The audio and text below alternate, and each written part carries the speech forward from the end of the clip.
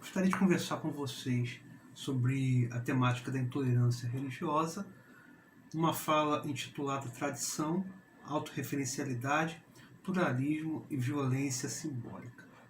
Uma perspectiva socioantropológica, pretendo analisar criticamente a problemática da intolerância religiosa no contexto social brasileiro, a partir das questões engendradas nas tensas relações entre tolerância, intolerância, secularização, dessecularização e as lógicas autorreferenciais presentes nos grupos religiosos de tendência fundamentalista, o vídeo terá por objetivo central tematizar não apenas o recrudescimento das lógicas e práticas exclusivistas na contemporaneidade, como também abordar, em termos sociopolíticos, as inúmeras questões que brotam do lugar ocupado pelas expressões religiosas. Vale lembrar que a temática da intolerância ganhou destaque, vem ganhando destaque há algum tempo. O Estadão, por exemplo, registra o fato de que há uma denúncia de intolerância religiosa no Brasil a cada 15 horas. As denúncias envolvem agressões verbais, ataques a templos, em alguns casos tentativas de homicídio. As denúncias são registradas no Disque 100 e ressalta-se o fato de que há o reconhecimento de que no Brasil ainda há subnotificação. De qualquer modo, os casos investigados pelo Ministério Público apontam sempre na mesma direção. As principais vítimas são as religiões de matriz africana. A tolerância religiosa se agravou no Brasil, em estados como Rio de Janeiro, com ataques de traficantes evangélicos. A temática ganhou tanta importância recentemente que o combate à intolerância religiosa foi tema de redação do Enem 2016. E os textos motivadores incluíram referências à laicidade do Estado e à liberdade de expressão, o artigo 208 do Código Penal, que trata de ultraje a culto, impedimento ou perturbação de ato a ele relativo, e um gráfico sobre a intolerância religiosa no Brasil, com destaque para as principais vítimas de discriminação, as religiões afro-brasileiras.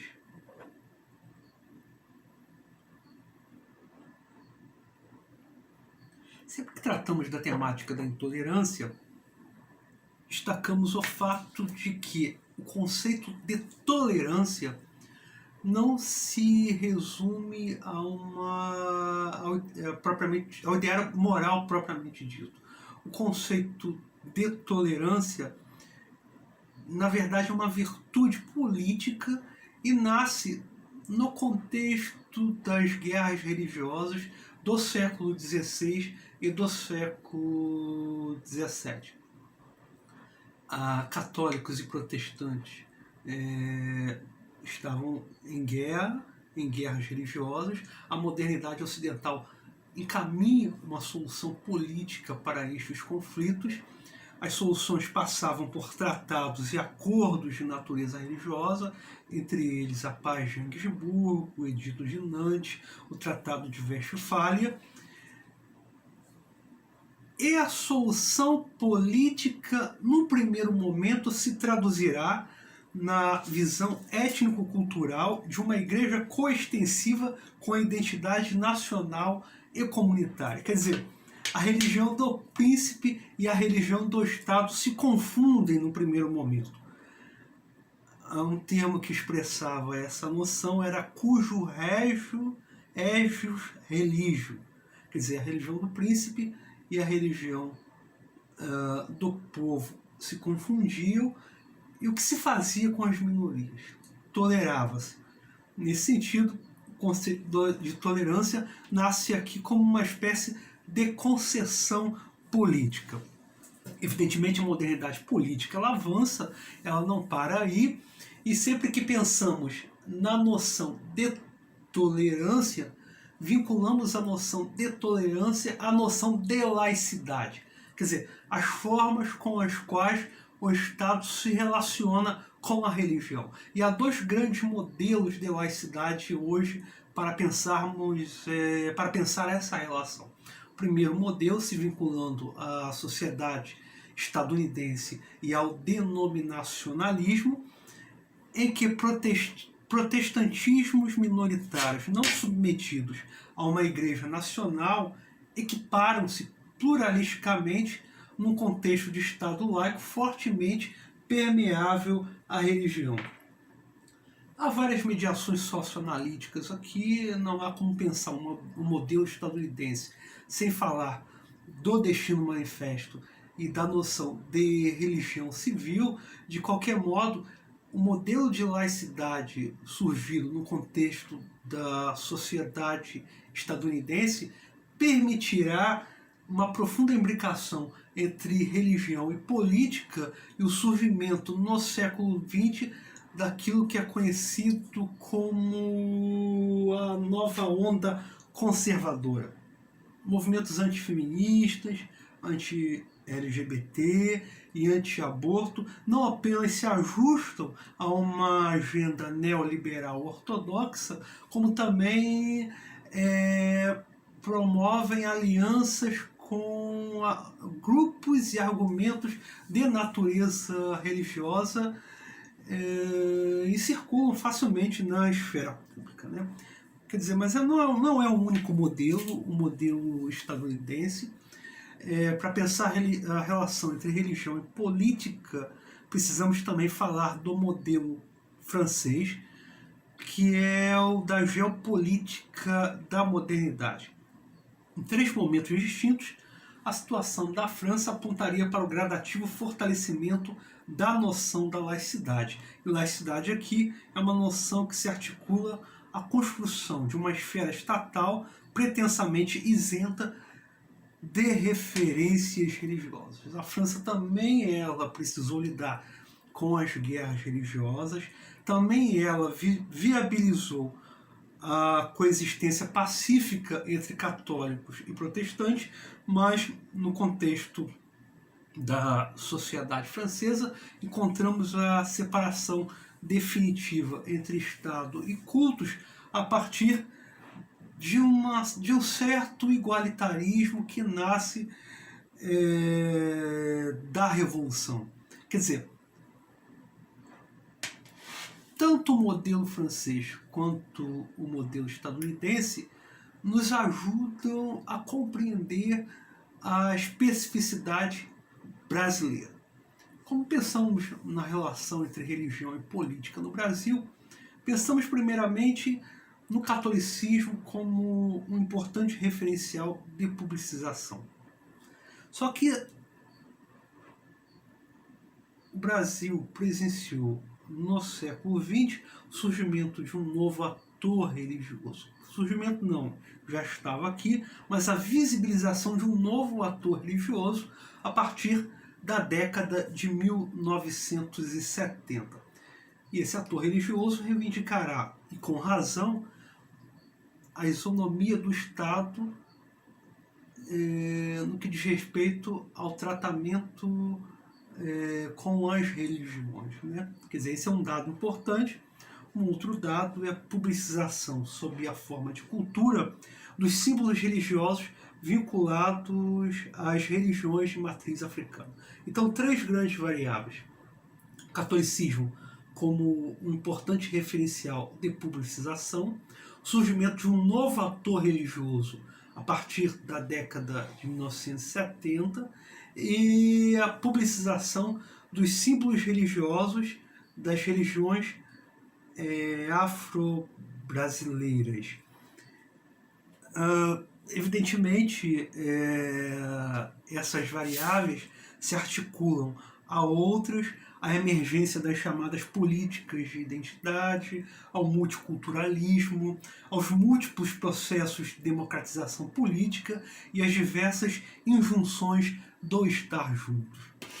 Na década de 1990, esbarramos com o fenômeno da globalização, que permitirá a circulação de valores religiosos distintos na esfera pública. E essa circulação acionará, digamos, a gramática religiosa conservadora e fortalecerá em países como Brasil e Estados Unidos a imbricação entre religião e política, colocando dinâmicas religiosas distintas em rotas de colisão. Derrida chega a falar em processos autoimunitários. Quer dizer, o fundamentalismo, nessa percepção, se configuraria como uma espécie de reação religiosa moderna à modernidade. Os estudos do fundamentalismo religioso geralmente conceituam o fundamentalismo dessa forma: globalização, pluralização e reação religiosa à modernidade, reação moderna nesse sentido. Tudo isso foi dito para apontar para o fato de que as complexas relações entre Estado e Igreja tiveram um impacto enorme no desenvolvimento da modernidade política, assegurando aos cidadãos uma esfera livre da intervenção do Estado. Ainda sobre isso, precisamos enfatizar o fato de que, de um lado, a universalidade concreta do Estado-nação surge por meio de uma violenta abstração das comunidades locais e suas tradições. Quer dizer, importa falar também do colonialismo e do imperialismo. E, de outro, possibilita a reinscrição de modos de vida locais na nova tradição inventada e abrangente.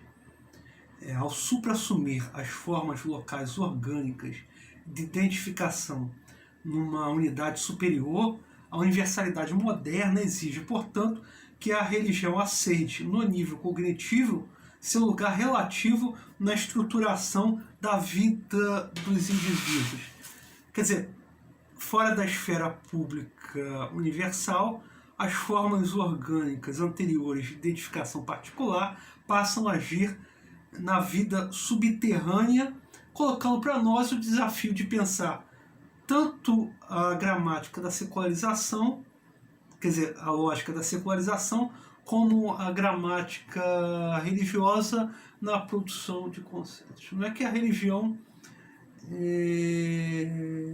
saia de circulação. A religião continua lá presente, mas agindo no subterrâneo da vida política, mobilizando indivíduos, mobilizando afetos, paixões, e a modernidade vive com esse dilema. Quer dizer, uma gramática discursiva universal e, ao mesmo tempo, lógicas identitárias, às vezes conflitivas, competindo a influência, quer dizer, competindo por influência no espaço público.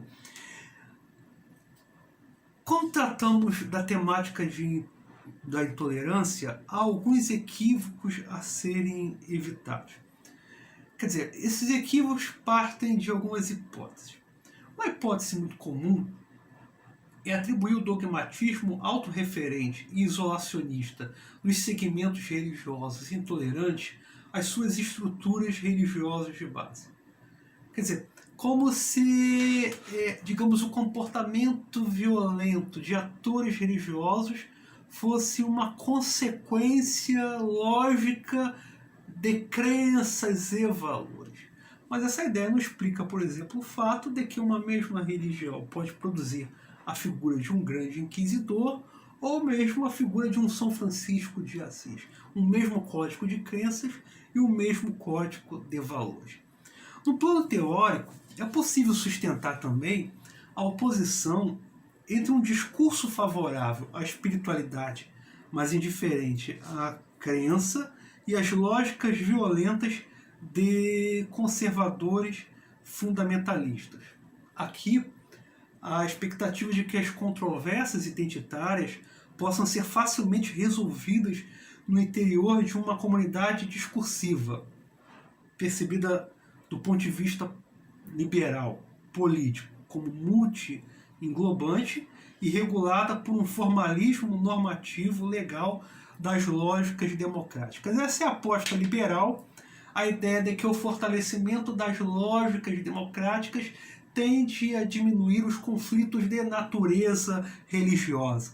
Habermas chega a dizer o seguinte: certamente tolerar as crenças de outras pessoas sem aceitar a sua verdade, e tolerar outros modos de vida sem apreciar o seu valor intrínseco, como fazemos com relação a nós mesmos. Isso requer um padrão comum. No caso de uma comunidade democrática, essa base de valor comum é encontrada no princípio da Constituição. Fiquei me perguntando o seguinte: mas as premissas compartilhadas com respeito a valores e princípios constitucionais não são elas mesmas o resultado de uma constante disputa pela hegemonia política? Quer dizer, eu diria que o liberalismo político tem limites com relação à compreensão de processos autoimunitários. Contra o formalismo liberal, uma posição verdadeiramente de esquerda insiste na primazia incondicional do antagonismo inerente como constitutivo do político. Quer dizer, essas soluções políticas que tratam de temáticas, quer dizer, o tratamento das temáticas identitárias não se resolve facilmente no âmbito político, muito menos pela ideia de tolerância. Quer dizer, há outros elementos aqui, elementos de outras naturezas, e contraditórios, inclusive, né? Quem acompanha as polêmicas, o debate e os debates sobre intolerância religiosa consegue perceber que um mesmo ator político pode acionar na esfera pública, ora a gramática da defesa irrestrita da liberdade de expressão, ora a ideia de que essa liberdade é tensionada por limites, a depender das circunstâncias. Quer dizer, são processos profundamente contraditórios, que, a depender dos contextos, pode colocar movimentos sociais em conflito com movimentos de natureza religiosa. Mas, de qualquer forma, isso é contextual, isso envolve uma certa articulação. Quer dizer, a gente não tem como essencializar essas dinâmicas. Essas dinâmicas são sempre compreendidas a partir de da contextualização, de um campo de articulações e da luta pela hegemonia política. De tal modo que o protestantismo, por exemplo,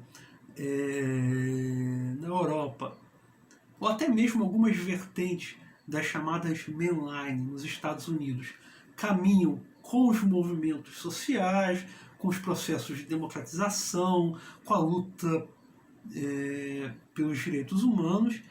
E, por outro lado, no Brasil, a gente encontra movimentos religiosos protestantes profundamente reacionários. Quer dizer, isso é sempre contextual, isso sempre envolve a compreensão de uma certa articulação política e depende também da forma como a nossa democracia se constituiu e a forma como a gramática e o discurso público se constituem de modo geral. Então é isso.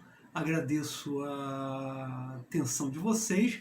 Há várias questões aqui a serem analisadas, a serem estudadas, e podemos aprofundá-las num próximo contexto. Obrigado.